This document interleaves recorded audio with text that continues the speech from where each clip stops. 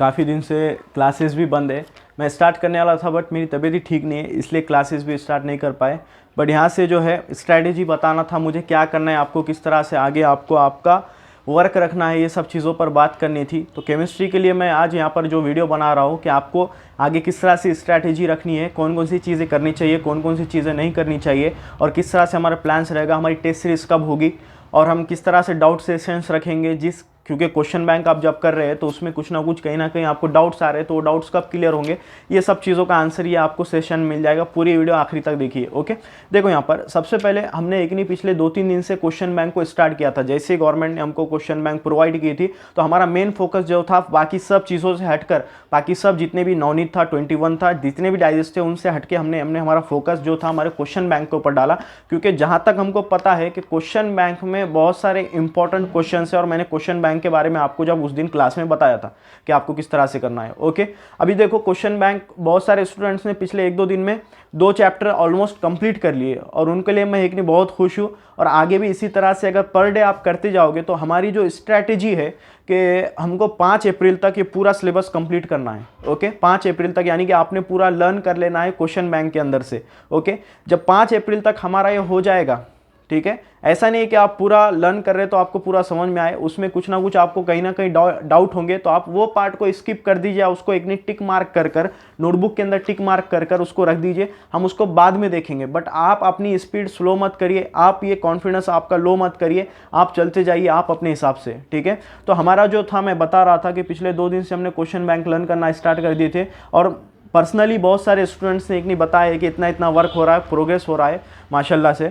अब आगे जो है 5 अप्रैल तक ये पूरा ख़त्म करना है, क्योंकि हमारे पास टोटल 15 चैप्टर है केमिस्ट्री के, और हमने 2 दिन पहले से स्टार्ट किया और 15 तक 17 डेज हो जाते हैं हमारे। तो उसमें आपको कुछ चैप्टर बड़ा होगा तो वहाँ पर आपको कुछ चैप्टर बड़ा है तो आपको 2 दिन लग सकते हैं एक चैप्टर कंप्लीट करने के लिए। तो इसलिए हम 5 तारीख तक, यानी कि 5 अप्रैल तक आपको ये पूरा कंप्लीट कर लेना है। ओके, नेक्स्ट, उसके बाद दूसरी जो चीज़ थी, टेस्ट सीरीज़ के बारे में बताना था। जब आप लर्न कर लोगे तो आपका टेस्ट सीरीज़ लेना ज़रूरी है कि आपको पता चले कि हम जो लर्न किए हम किस तरह से लिखने आ रहा है। तो टेस्ट सीरीज जो होगी हमारी 1 अप्रैल से स्टार्ट होगी।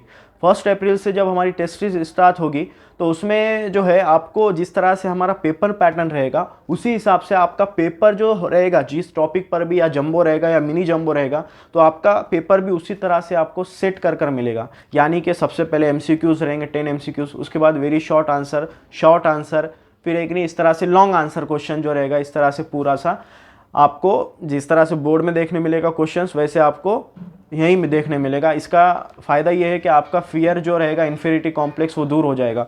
ओके, नेक्स्ट है आपको, जैसे कि मैं बताया कि हर दिन आपको हर एक चैप्टर का सोल्यूशन मिलते जाएगा, आप बेफिक्र रहिए। बहुत सारे स्टूडेंट्स ये पूछ रहे हैं कि सर हमको एक नहीं डाइजेस्ट में ढूंढने के बाद भी क्वेश्चन के आंसर्स नहीं मिल रहे। जितने हो रहे बाबा उतने तो करो ना, टाइम वेस्ट मत करो। बहाने जो करोगे ना, ठीक है, बहाने तो 1000 होते हैं, बहाने करोगे तो आप पीछे रह जाओगे, अगर करते जाओगे तो कामयाबी की तरफ आप जा रहे हैं।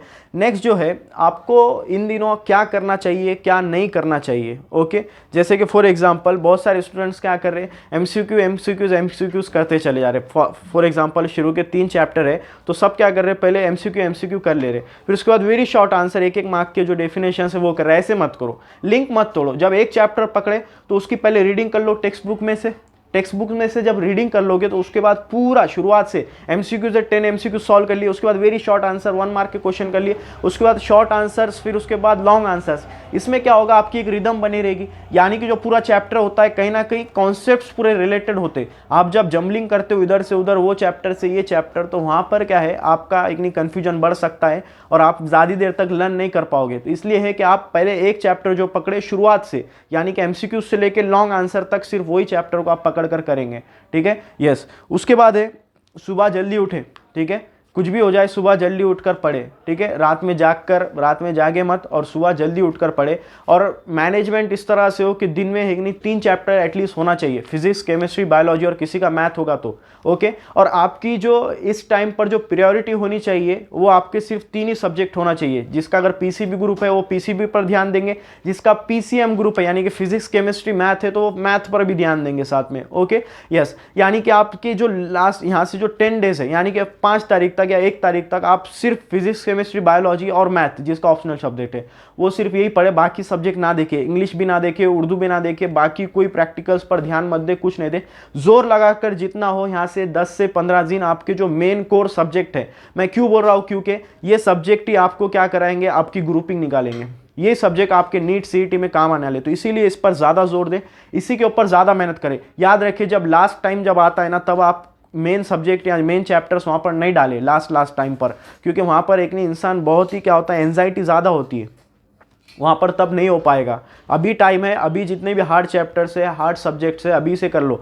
ओके, नेक्स्ट जो है हमारा, मैं जो बता रहा था 10 डेज तक कर लो, उसके बाद एक नहीं फालतू में कहीं टाइम वेस्ट मत करो। ओके, इधर गए उधर गए, कहीं घूमे, दीवारों को देख रहे, फैन किस तरह से घूम रहा है, ये सब चीज़ें एक नहीं फालतू चीज़ें, कोई आया बैठा छोटे भाई को सता रहे, ये सब चीज़ें एक नहीं, घर में क्या खाने को लाई, ये सब चीज़ों पर ध्यान मत दो। अपना एक फोकस रखो, अपना एक टाइम टेबल बनाओ, इतना इतना टाइम पढ़ना है, उसके बाद ब्रेक लेना है, उसके बाद पढ़ना है, उसके बाद खाना खाना है, लंच करना है, नमाज पढ़ना है, जो भी प्रे करना है, फिर से पढ़ाई करना है, उसके बाद शाम में थोड़ा सा रिलैक्स लेना है, फिर और पढ़ाई करना है। तो एक डेली रूटीन बना लीजिए, टाइम टेबल बनाकर दीवार पर चिपका लीजिए। आप जहाँ पर आपका स्टडी टेबल होता है, जहाँ पर आप बैठकर स्टडी करते हैं, वहाँ पर आप अपना टाइम टेबल लगा लो।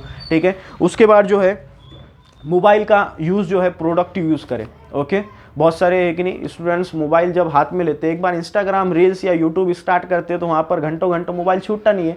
तो वहाँ पर आपने क्या करना है, उसका प्रोडक्टिव यूज़ करना है। प्रोडक्टिव यूज़ यानी कि उसका अच्छा इस्तेमाल, ठीक है, उसका सही से इस्तेमाल करना है। काम की चीज़ हो या किसी को इंपॉर्टेंट कॉल करना है, तभी आप उसका यूज़ करेंगे। ओके, बाकी वेस्ट टाइम मत करिए, बता रहा हूँ। और तीसरी बात जो है, थोड़ा सा ब्रेक ले, जैसे कि असर से मगरिब के बीच में टाइम एकदम थोड़ा सा अलग होता है, तो वहाँ पर क्या है, पढ़ाई मत करिए, थोड़ा सा रिलैक्स ले, इधर उधर बैठे, थोड़ा सा अच्छी यानी कि नॉर्मल आपकी पर्सनल लाइफ के बारे में आप जो भी करना है करें। ठीक है, उसके बाद जो है इन दिनों, ठीक है, अब ये बात मेरी बुरी भी लग सकती है आपको, या फिर पता नहीं किस तरह से लगेगी, किसी की शादी हो, कोई मर गया, कोई जिंदा हो गया, किसी का रस्म है, किसी की इंगेजमेंट है, ये सब चीज़ें भूल जाओ एग्जाम होने तक। ठीक है, कितने भी करीब का रहने दो, ये सब चीज़ें भूल जाओ, क्योंकि ये मैटर नहीं करता है लाइफ में। अगर आपके मार्क्स कम आते हैं, अगर 12th होने के बाद जब आपका रिजल्ट आएगा, कोई पूछेगा मार्क्स कम क्यों आए, हम बहन की शादी में गए थे, कोई आपको अप्रिशिएट नहीं करेगा, बल्कि गुस्सा करेगा आपको। ठीक है, इस वजह से कि नहीं किसी की शादी, कोई मर गया, कोई जिंदा हो गया, या ये सब चीज़ें ना फालतू की चीज़ें, बराबर। ठीक है, तो अभी तो ये पीरियड में उसको प्रायोरिटी दो ही मत।